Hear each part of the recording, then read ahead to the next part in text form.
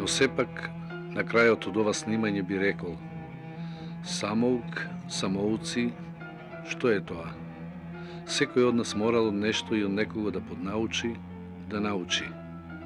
Од природата на наредбеното, од книгата за феноменот на цртањето, сликањето, или од подучениот, учениот, временски пред него или просторно покрај него што сликал.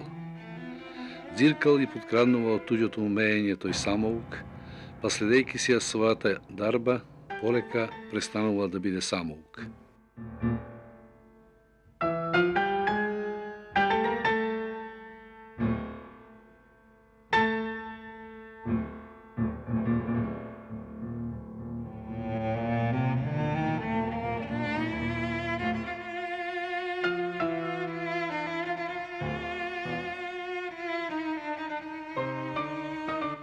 Божидар Тодоровски Бодле е роден во 1933 година во Прилеп, каде што ги завршува основното и гимназиско образование, а потоа студира и дипломира на Филозофскиот факултет во Скопје, група Југословенска книжевност со македонски јазик.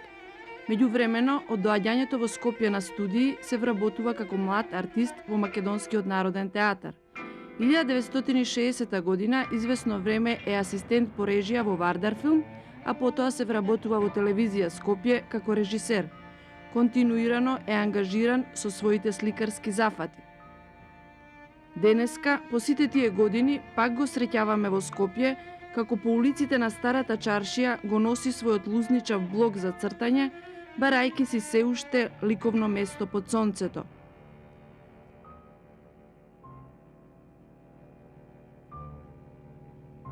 Ова се визурите на нашата камера, ова се неговите визури,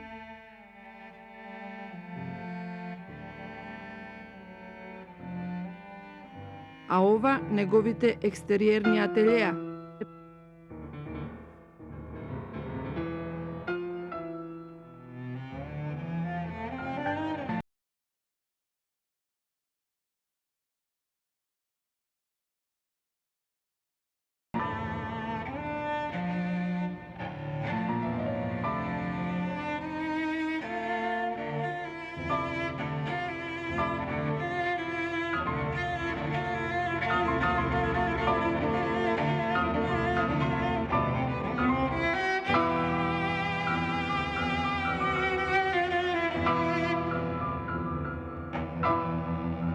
Уметноста е единствена сигурна мерка на човекот да се спознае и одмери самиот себе си.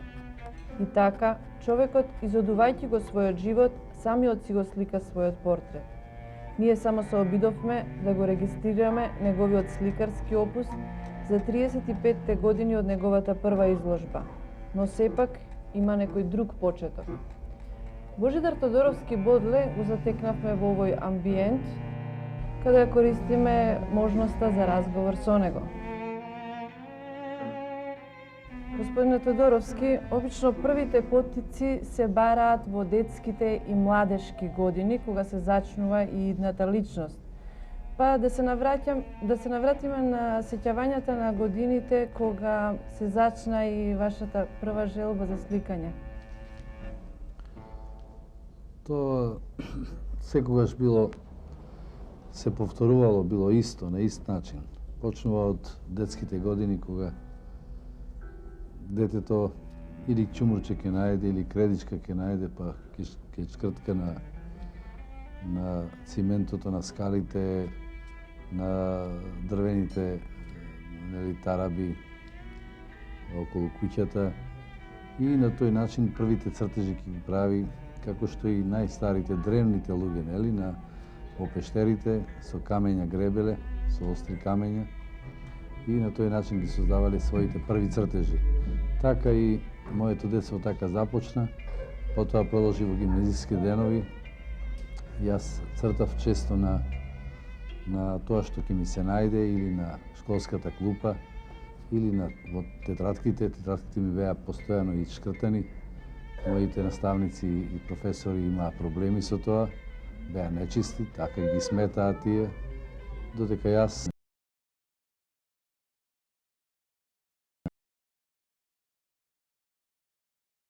го ценев тоа свое, нели, сите своји обиди на правење цртеж. Така почнуваат тие работи. Така. Дали вашите посериозни зафати во сликарството можат да се доведат во врска со некој значаен пресуден момент што беше за вашата уметничка пределба? Па, може би е и тоа така битното што еден траен порив тогаш се роди за да почнам да ги работам староградските мотиви, но тоа беше исто едно влечење, убаво влечење на мојот наставник професор Ѓорѓе Ачевски, чии цртежи јас не можам никогаш да ги заборавам, што ги правеше тој на лице место низ Прилепските улици, каде што јас по него зафатен, му правев друштво. Тој од време на време ми даваше мене од тие чепкалки за заби, ми даваше чкорчиња, ќе ми го дадеше тушот, тој имаше постојано 2-3 шишиња туш, јас овде што имам сега, и се обидував и јас. Критиките први беа од него, потоа заедно влегувавме јас малечок во ресторан, каде што тој за неколку 2-3 мастики, така, ќе му ги земеше, цртежот ќе му го земеше келнерот, или во берберница. Јас ке се напиев сокче, тогаш пиев сокче, понатаму јасно. И во сликањето се префрла човек од сокче на друго нешто и на крајот завршува пак со сок. Тоа беше мојот прв светилник во мојот живот. Токму за тоа говорите и во книгата Запаметено време од Тамара Арсовска за вашите 3 светилници во животот.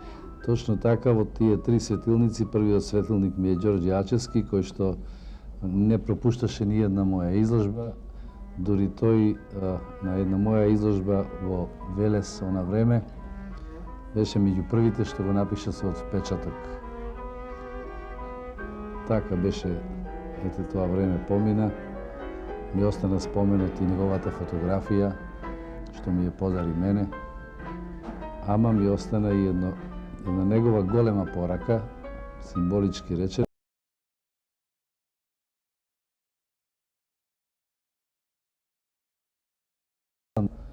да го продолжам неговиот пат. Мислам дека го продолжив.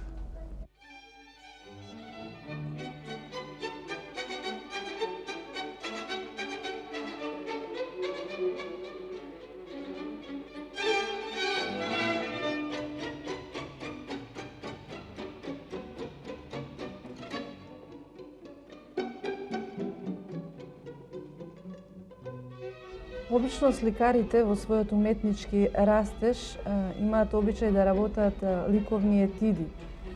Дали се работи за цртеж, кроки или посериозен, или се работи за некоја друга сликарска техника, тие се обидуваат да се пронајдат себе си или пак во сферата на некои други необични мотиви.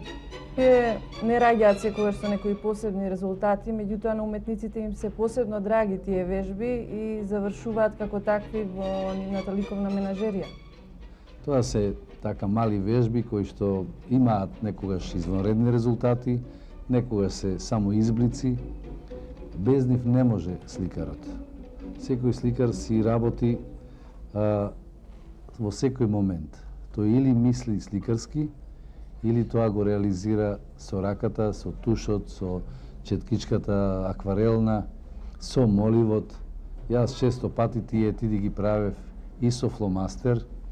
Од нив има многу и мислам дека една серија јас ќе ви ја пружам на увид.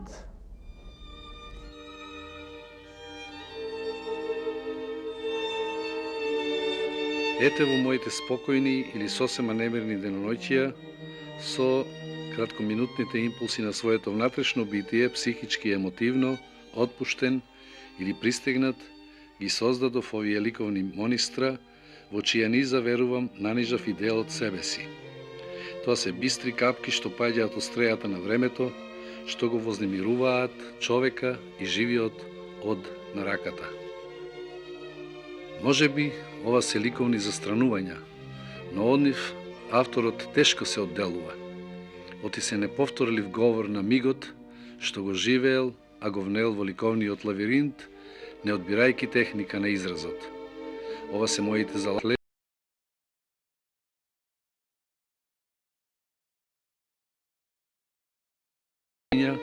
моите божи нафори откаснати од големиот леб на животот и времето.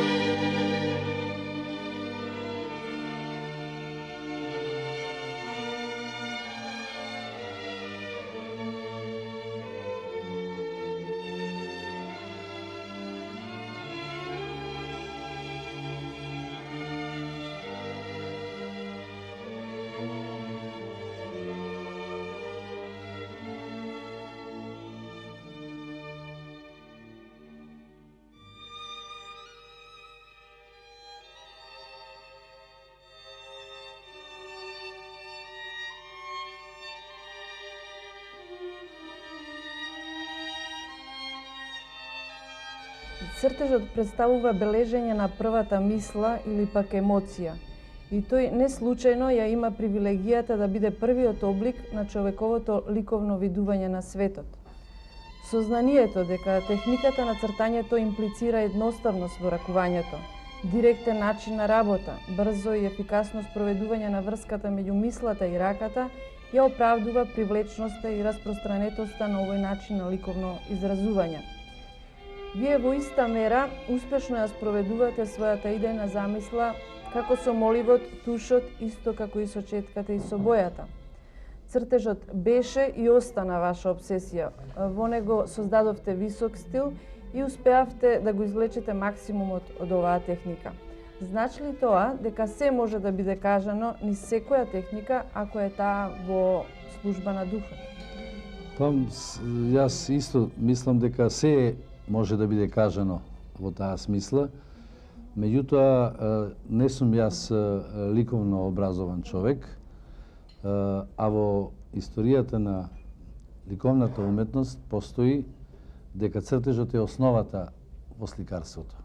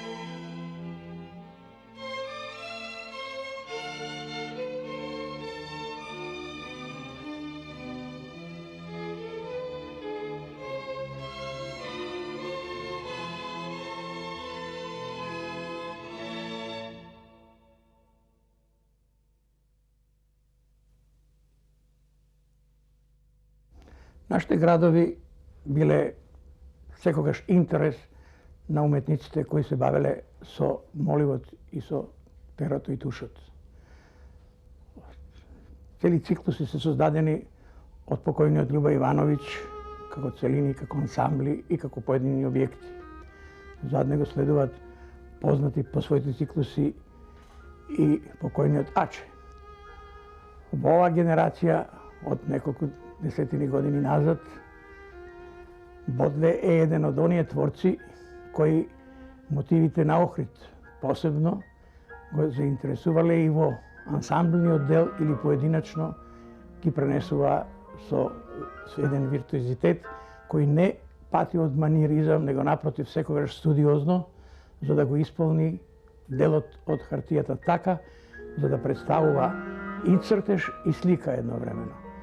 Познати се неговите особено ансамбли околу куќата на Робевци и други кои карактеристично ги издваја, не преснекувајќи ги по архитектонски смисел, него по ликовен, давајќи им посебна живост и со тоа и убост како творештво во областа на ова дел од уметноста. Бодле со право заслужува да може да се каже дека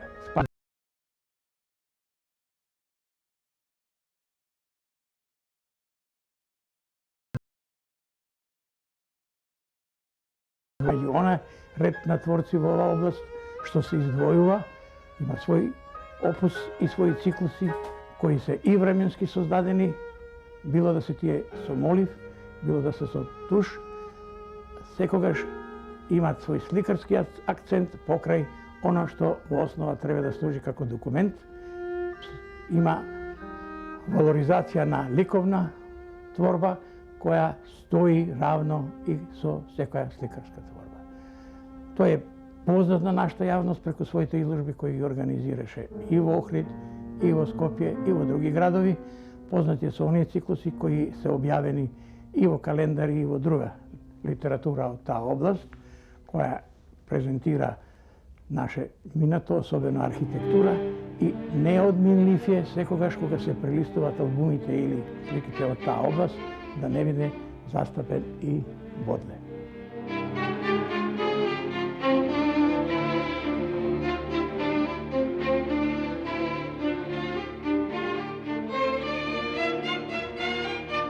Ниту обидите во сликарството, ниту зрелите резултати не би представувале ништо ако на таа ликовна судница не дојде крунскиот сведок изложбата. Кажете ми, која е целта на сликањето? Тоа крунскиот сведок е прекрасна синтагма. Без таков крунски сведок, без изложба, сликарот е затворен во себе, некаде во своето ателје. Тоа е таа транспарентност, таа убавина, таа експлицитност, кога луѓето ќе можат да уживаат. Таа изложбата е еден вид на завршна манифестација, односно крајот на поривот, на набојот на сликарот. Затоа изложбите се потребни, нужни и тие треба често да се посетуваат. Таму многу луѓе што го сакаат сликарството, ќе го видат и авторот и ќе ги видат новите текови во ликовната уметност.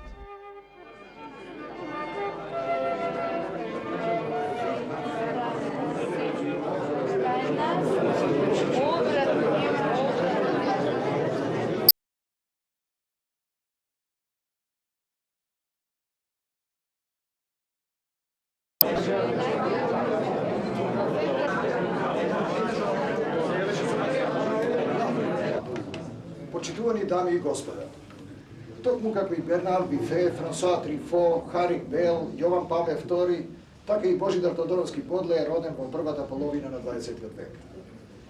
Уште како бебе успеа да украде од сите грчки музи и сатири по една дарба, па така вооружен тргна на Театарската академија во Белград. Во молбата беше подвлечен главниот аргумент на она време. Кој излегуjem од прилепске лебопекарске фамилија. Само малку подоцна во аналите на 20 на македонски местни заедници од 50-тите години беше запишено.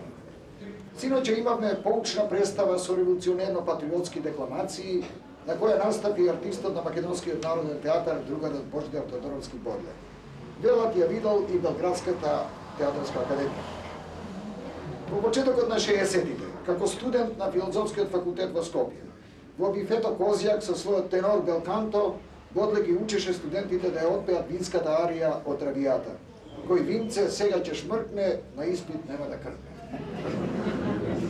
Во септември 1961 година во Скопското културно жариште Домот на градежниците, Бодле ја отвори својата прва самостојна ликовна изложба во техника Боја за чевли. Всушност изложбата му ја отвори младиот архитект Светислав Белков, А меѓу публиката во првиот ред беа скопските чистачи Чина Чебри, Панта и Кена. Напоредно со тоа, Бодле го учеше сликарскиот занет кај Ѓорѓи Ачевски Ач, техника, туш и дрвце од кипи. Ја прогласувам изложбата затворена.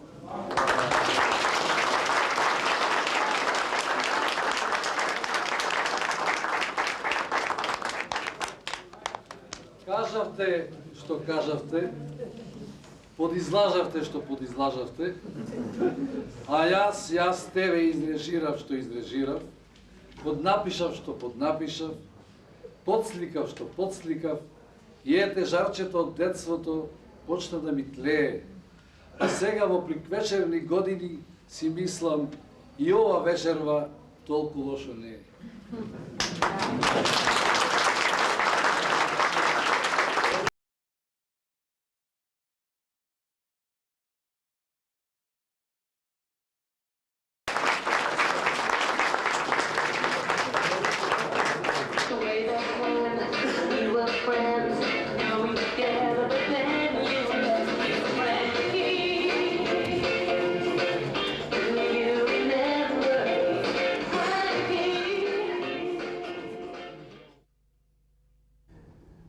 Во 1982 година во Охрид се организира, се отвори првата приватна ликовна галерија. Тоа беше галерија Лабина, која што ја организиравме јас заедно со мојот брат Здравко Маленков и господица Спасија Грибовска. Галерија Лабина беше прва галерија од таков тип во градот, која што во тоа време се обиде да направи некои активности на тоа поле и беше успешно прифатена и успешно работеше подолг период. И веднаш се сетив на името на Божидар Тодоровски Бодле, со кого што многу итно стапи во контакт и многу уште поитно успеавме да реализираме да Бодле биде представен во Охрид. Веднаш да кажам дека делата на Бодле беа успешно представени од наша страна, тука мислам организацијски, а уште подобро беа примени од консументите и односно од љубителите на уметноста. Она што беше инспиративно кај Бодле од секогаш староградската македонска архитектура, говорам пошироко, значи овој пат беше исклучиво на тема Охрид со неговите лични видувања за градот, така и послободно решени, што сметам дека охридската архитектура на некој начин и самиот Охрид на некој начин е должен кон овој сликар, би го нарекол и еден хроничар на едно време.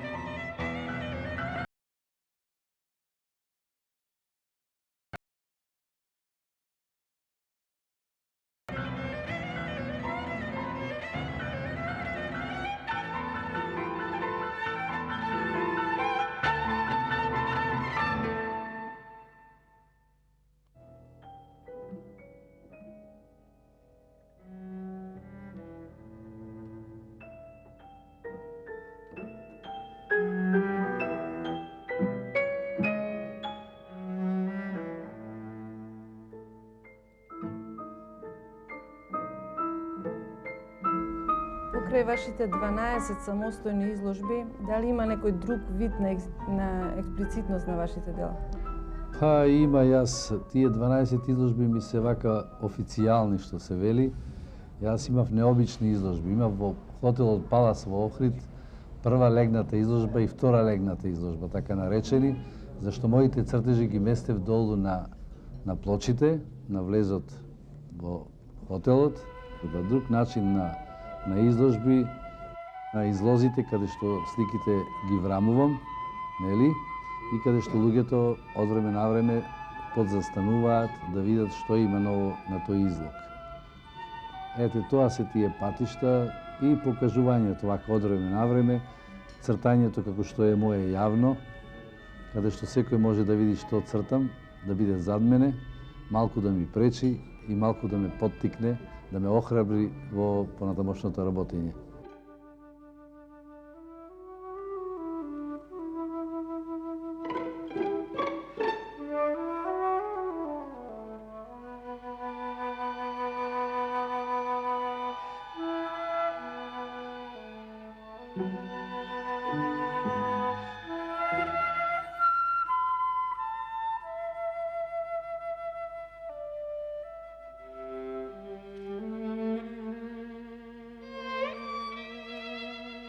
Колку што се сеќавам, пред 2 години работевте една серија на портрети од наивното сликарство, во која опативте поголем број на самоуки сликари.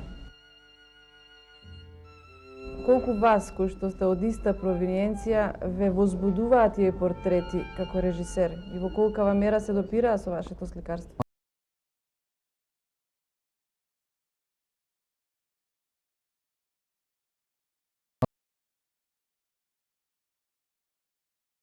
Јас имам едно гледање малце подруго од овие академии што има завршено за ликовната уметност, како и за повеќето уметности.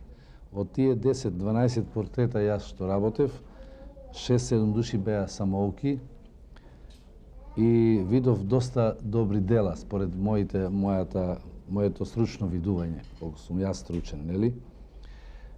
И морам да ви кажам, самоучноста понекогаш е покорисна од факултетот за ликовни уметности.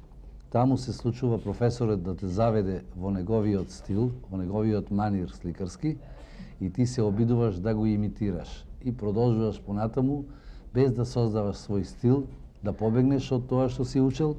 Затоа паметните професори, сликари како што со кои што јас сега се среќавам, велат, ние им велиме понатаму што завршат, сега заборавете на факултетот, заборавете мене и моето сликарство, барајте свое. Таа мисла често се слуша и таа има и кај, да речеме, кај Саломон Ренак, кај тие неговите предавања, некаде спомнува тоа, спомнуваат и други големи теоретичари за ликовната уметност. Ние имаме по историја на уметност луѓе што завршиле, а сликаат и се членови на Друштвото на ликовните уметници, пишуваат монографии за 50 години и така натаму. Секоја чест, може би и добро сликаат. Не им требало, значи, само тоа, ами може и археолог да биде, а да слика. Да се навратиме во далечната 1961 година на таа изложба. Таа беше со боја за чевли, малку необична техника, луѓето беа изненадени.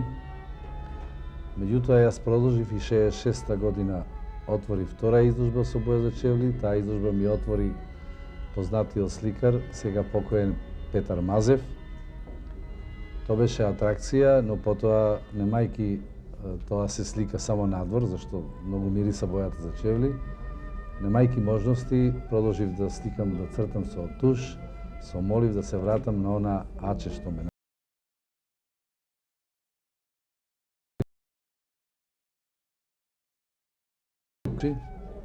така што човек што сака да слика некогаш не мора да одбере техника, не мора да има молив, не мора да има, може со се да се слика. На 1 септември 1960 година во Македонското радио беше формирана првата група што работеше во македонска телевизија. Година дена потоа беа примени уште 10 нови луѓе, меѓу кои и Божидар Тодоровски Бодле, како млад режисер. И веднаш едно пријатно изненадување. Само што беше примен, не кани на изложба на своји слики. Сите вработени дојдовме на изложбата во една пријатна атмосфера. Тоа беше изложба на слики на аматерот Божидар Тодоровски Бодле, слики направени со ималин, со паста за чевли. Беше изненадување за целата македонска јавност. Посебно бев пријатно изненаден од квалитетот на сликите. Тука се сеќам, беше на Суво лето, Танчерка, Полношни пријатели и други слики. И посебно од неговиот сугестивен приод како автор, со својата абстрактност, слики што остава навистина впечаток.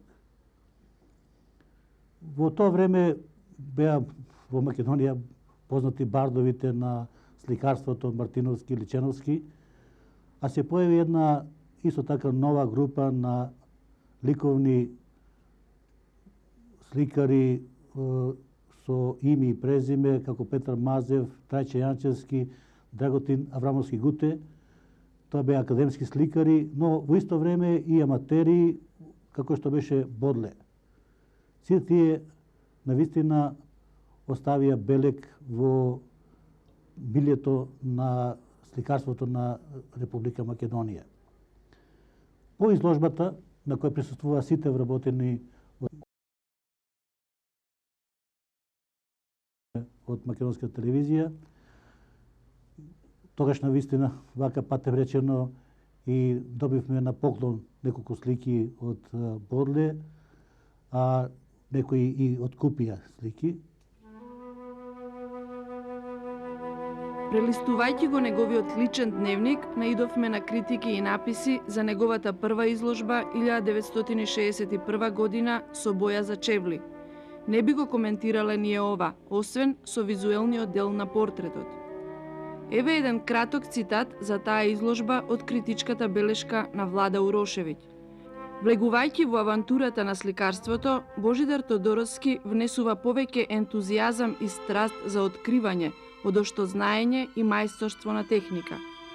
Подобар кога му ја подава раката на случајот, одошто кога по секоја цена сака од мотивот да извлече литерарна или филозофска порака, тој донесува меѓу експонатите на оваа изложба дела чија драж има тон на неочекувано.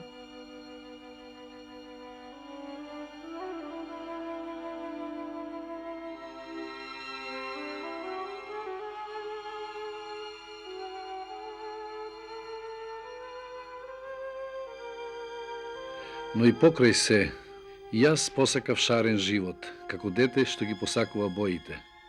Се втурнав во примамливата, но ризична авантура на акварелот, да побегнам од моливот и тушот, да го почнам своето ликовно сафари со стрелање врз дефиницијата акварел, како што некогаш што го сторив со бојата за чевли. За необичноста на овој потват нека зборуваат неригидните слова во толкувањето на акварелот.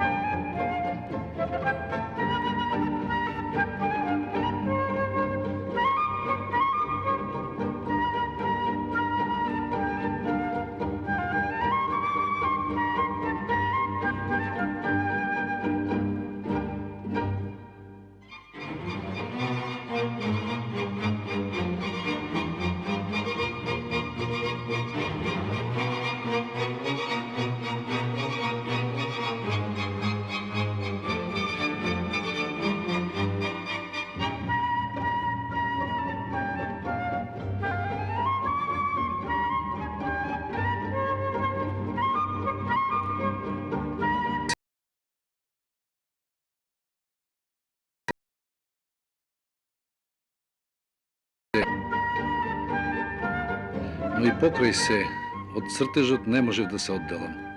Од тој кроки и од тој со сликарските елементи, светлината и темнината. Така, по повеќето изложби, излегоја безброј цртежи на видело, излегоја од староградскиот паноптикум, што покрај естетичкото и уметничкото имаат и споменично документарен карактер, а тоа е она за што ми се луѓето благодарни и ден денеска.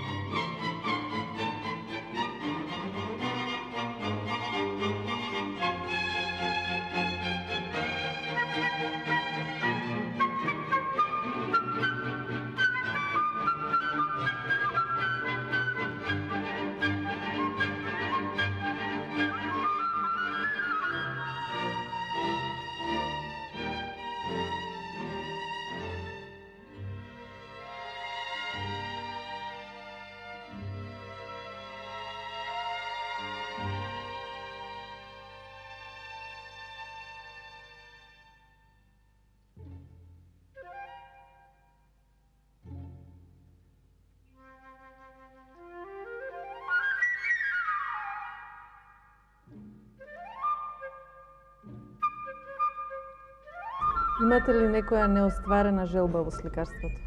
Па мене ќе ми остане една неостварена голема желба, тоа е мојот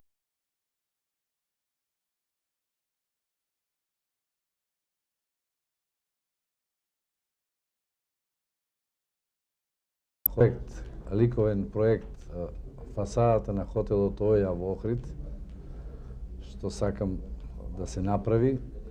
Тоа е мултиплицирана куќата на Робевци на свој начин, комплетно симетрична. И хотелот Оја е тантела, така старословенска тантела, ситна.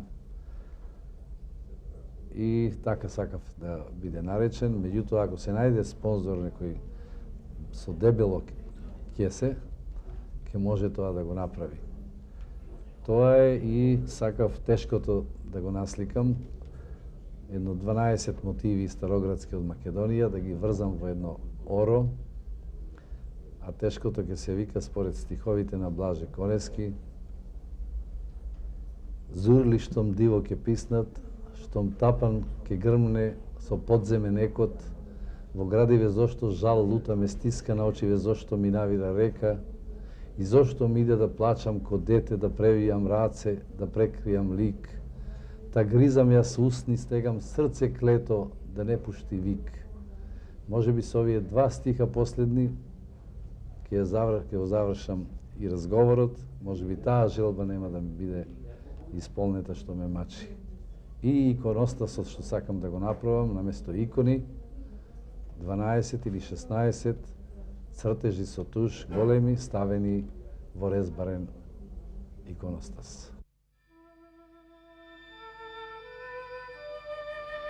На крајот сосема би оставил една порака, не за иднината, но за минатото. Беше ти била една света вистина, заскитана во лажен предел. Сред пределот вражи и бури и разбој што чудат кае. Некој, не сакајки нишките ги следел, па се вткал во разбојот, мислејки ке сјае.